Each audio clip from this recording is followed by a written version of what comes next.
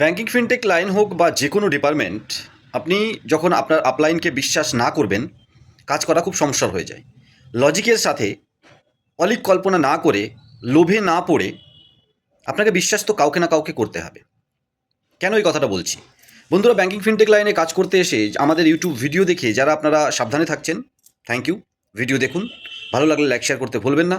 আর আমাদের চ্যানেলে প্রথমবার এলে অবশ্যই সাবস্ক্রাইব করে পাশে থাকবেন।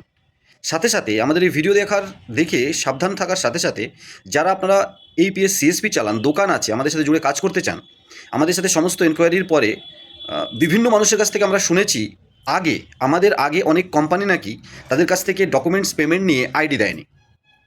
তো তাদের ক্ষেত্রে অনেক সময় আমরা আইডি প্রথমে বানিয়ে দিই, তারপরে তারা পেমেন্ট করে।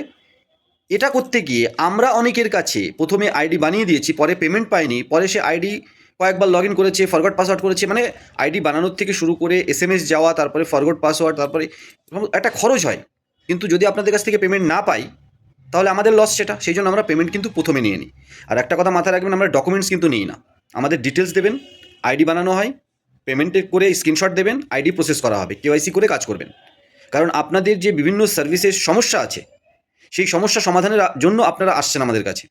আর আপনাদের সমস্যা আমাদের কাছে আইডি বানানো এবং পেমেন্ট করার পরে আপনাদের সেই সমস্যাটা আমাদের কাছে দায়িত্ব হয়ে যায়। আর সেই দায়িত্বটা আমরা ফুলফিল করার চেষ্টা করব। সঙ্গে থাকুন, সাথে থাকুন, শুধু ইল্লিগাল কাজ করবেন না। যেমনটা বলি, নিয়ম মেনে কাজ করুন। আমরা লম্বা টাইম আপনাদের সাথে থেকে কাজ করতেই এসেছি।